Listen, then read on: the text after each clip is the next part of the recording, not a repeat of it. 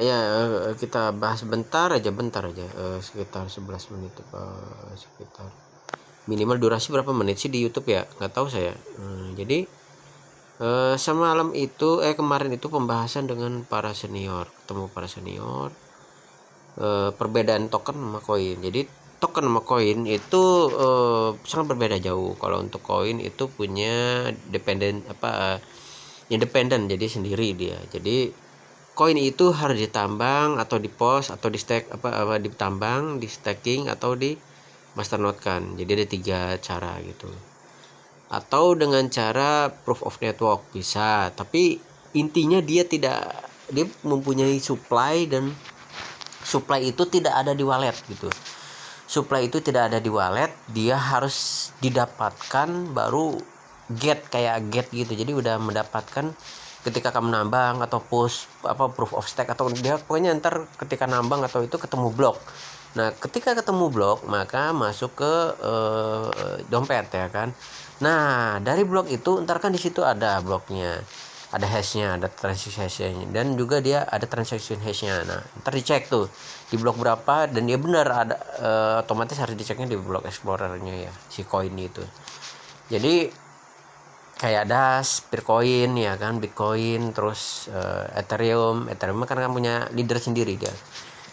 Kalau beberapa yang kayak model-model token gitu saya kurang ini ya, kurang ini, tapi ternyata sudah terbuka sekali, sangat terbuka sekali, bahwa untuk token sendiri itu dia tidak berdiri sendiri ya, tidak bisa berdiri sendiri, dimana dia mengandalkan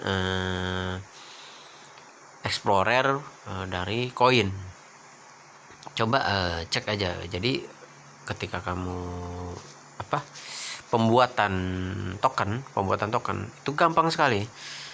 Ada linknya, ada nggak ya saya? Soalnya saya pakai deploy itu, saya iseng-iseng main itu, memang ternyata untuk minting tuh lucu jadinya nih. Lucu minting atau staking ya, minting saya nggak tahu ya. Kayak sejenis minting itu kan kayak jenis set staking ya. Jadi saya udah pernah nyoba sendiri, itu bener aja. Jadi saya butuh wallet ya kan, untuk token smart kontraknya tuh. Jadi bayar kemana nih gitu kan, ke BNB Chain contohnya. Nah, maka kita bayar ke BNB, maka BNB akan mendaftarkan smart kontrak kita ya kan, address kita sebagai supply-nya. Jadi otomatis kalau ini wallet yang ada di smart kontrak ini, itu sudah terbagikan semua, sudah terdistribusi semua di wallet. Jadi masuk ke wallet semua tuh ceritanya, karena supply itu udah di wallet. Bikin bingungnya, uniknya di sini nih, aneh jadinya. Maksudnya kalau langsung masuk wallet semua supply-nya itu kan, misalnya saya menuliskan 50 juta supply, 50 juta supply, otomatis 50 juta supply itu akan masuk wallet semua. Nah, yang saya bingung stackingnya di mana gitu, stackingnya di mana nih gitu loh. Saya bingung stackingnya di mana. Ternyata begini. Nah guys, jadi saya kan terbuka, ini nggak tertutup-tutupin. Jadi saya belajar dari anak-anak blockchain ya kan. Ternyata uniknya aneh. Jadi bukan aneh ya, tapi unik. Bukan unik ya, tapi aneh disebutnya. Jadi sudah terdiskusikan di supply nih, ya kan. Jadi maka wallet itu jadi supply ya kan. Nah, kita mau jual ke orang. Nah, otomatis wallet yang pertama kali smart contract itu nggak diapa-apain. Jadi kamu harus punya wallet sendiri. Otomatis dia katanya, kata orang smart contract, kalau misalkan dibuang, maksudnya dijual habis ke orang lain atau dilempar ke orang lain langsung, semua total supply itu dibagi-bagiin ke orang, otomatis 0. Dan itu nggak bakal bisa staking. Jadi ketika sudah distribusikan ke wallet orang itu, dia nggak bertambah gitu loh, 0. Karena apa? Supply-nya udah habis di wallet itu ceritanya gitu loh. Jadi aneh juga gitu kan. Jadi saya udah nyoba skemanya, lucu, termasuknya lucu gitu kan. Jadi wallet ini kata teman saya yang token itu, jadi yang buat token itu, yang dia distribution token itu, jadi si wallet kontrak ini akan terbagikan semua. Otomatis kita mau mikirin berapa nih penjualan untuk presale-nya, maka kita akan pindahkan ke wallet presale. Nah, wallet presale ini akan mendistribusikan ke orang, ya kan, menjual ke orang. Jeres, maka menyebarkan klien, bus, ya kan. Dari misalnya 50 juta jualnya sekitar 20 juta, ya kan. Jual 20 juta. Nah, lucu jadinya lucu. Jadi si wallet A atau B atau C D ini kan, kalau ini A deh, kalau sini A yang kita gambarin deh. Jadi lucu juga gitu. 20% ya, biarin aja. Ntar saya gambarin dulu bentar. Lucu gitu, lucu, termasuknya lucu sih, lucu gitu. Saya juga pengen ketawa ya, kenapa gitu ya, sistemnya kok gitu.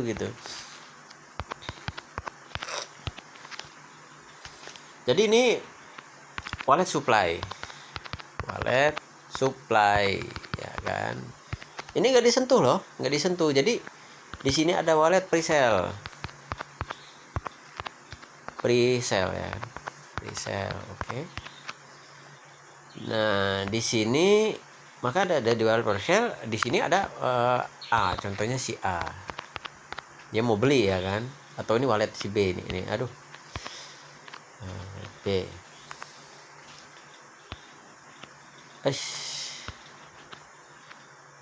wallet B, ini wallet B, ini si B, ya kan, mau berapa deh. Lucu sih memang skemanya, saya kaget juga kok bisa gitu si C ini, jadi ini token staking ya, lucu jadinya. Saya juga baru tahu, kok paham, lucu gitu jadinya.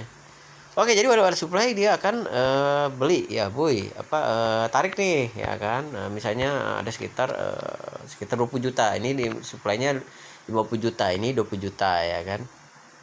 Nah, maka dia kan jual, ya kan, dibagi deh kan, kejual ke sini gitu kan. Dia mau stack, ya kan, stack nih, ya kan, stack. Si A aja dulu lah, mau staking, gue mau staking, nyobain staking. Maka ketika stack, dia akan ke sini. Jadi jangan kaget kalian, karena ini sudah dibagi sebenarnya. Nah ini jadi nembak sini. Jadi wallet supply dia akan ke sini gitu loh. Nah, jadi wallet supply maka dia berkurang gitu loh, nembak ke sini gitu. Aneh kan ya? Ya aneh, unik, bukan blockchain soalnya, aneh ini mah. Termasuknya memang kalau token seperti ini, kehidupannya seperti ini gitu loh. Jadi kalau misalkan di sini kita buang semua ke orang atau dibagikan semua distribusi ke orang, nggak bisa staking, 0. Jadi setiap orang tuh bakal 0, rewardnya 0. Dia bingung mau ngasih apa coba ke orang gitu kan. Orang di wallet udah kosong, ya kan. Nah, wallet supply-nya udah kosong, teriak otomatis kan. Nah itu karena dia nggak tahu skemanya staking. Ini ada supply-nya. Kalau wallet supply-nya tidak terbatas, yang unlimited, sama, maka di wallet supply ini dia berkurangnya ke sini, nembaknya ke sini, dari sini kirim ke sini. Bukan di blockchain, bukan di chain-nya, bukan di chain, karena chain ini nebeng.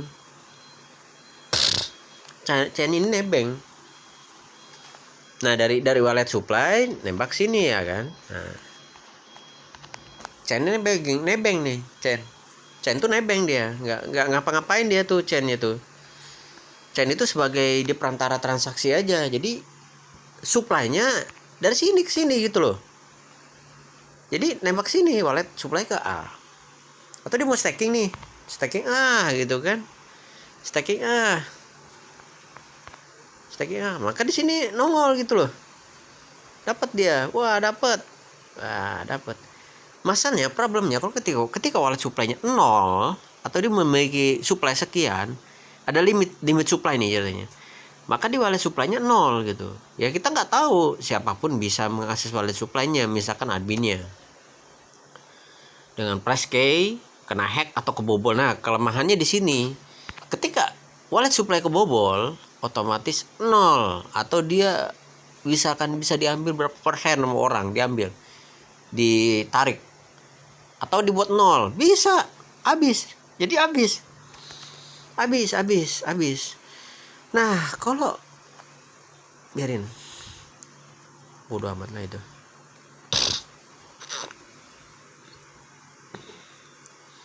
Ini diupload.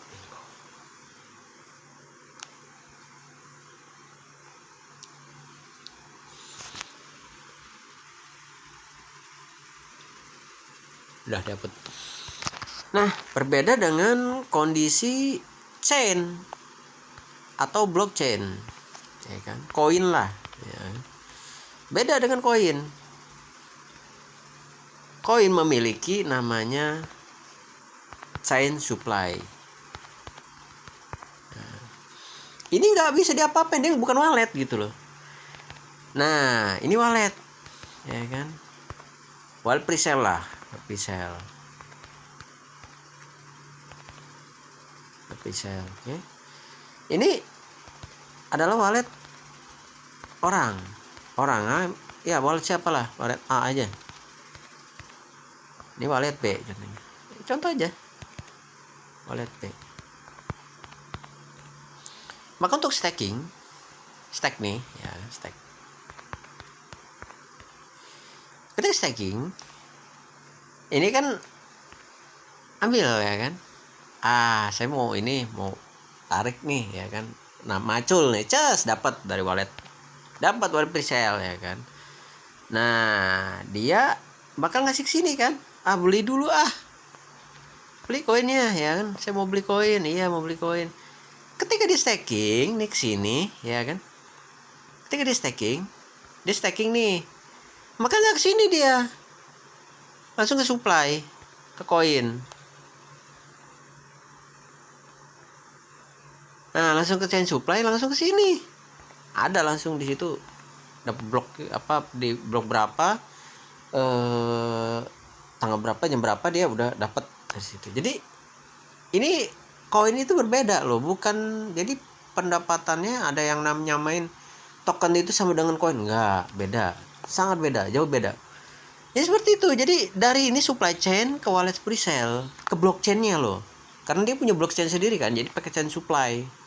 Chain supply ini nggak bisa diapa-apain, nggak bisa diakses, harus didapatkan didapatkan dengan apa? Proof of stake, proof of work, dan sebagainya, gitu loh. Bisa juga dengan proof of work, bisa POW misalnya. Maka dari proof of work ini, ya kan, ini yang hybrid nih, mau proof of work gitu kan, mau proof of work, ya kan, mau proof of work. Nah, dia masuk ke sini, ya kan. Dia supply chain langsung ke sini, guys. Langsung dibagikan, dapat dari ini supply-nya. Jadi ke supply chain koin itu berbeda dengan token. Token seperti itu jalan skemanya. Tapi kalau koin itu punya supply chain atau blockchain-nya di dalam. Itu nggak bisa diakses apa-apa, harus didapatkan. Mau dia pakai staking, mau ada proof of work, ada proof of network, dan sebagainya, banyak lah. Ada proof of space, proof of proof of, banyak dia. Jadi jangan salah kaprah dengan antara staking dengan token, staking dengan koin.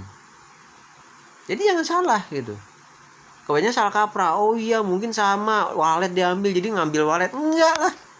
Karena ini masuk ke chain supply, masuknya ke Coinbase namanya. Coinbase. Nah, ini Coinbase ini tempat seluruh supply berada. Ini namanya Coinbase. Coinbase itu pusatnya gitu.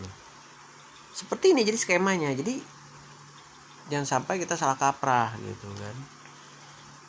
Ya ini aja ini aja sih lanjutan videonya yang tadi yang pertama ya kan, tadi saya ngomongin gitu kan. Ini ya sebenarnya saya pengen bahas kemarin itu masalah sound sama dan sebagainya. Ya itu aja lah, kayaknya udah malam ya. Assalamualaikum warahmatullahi wabarakatuh. Bagi muslim, bagi non muslim, selamat malam.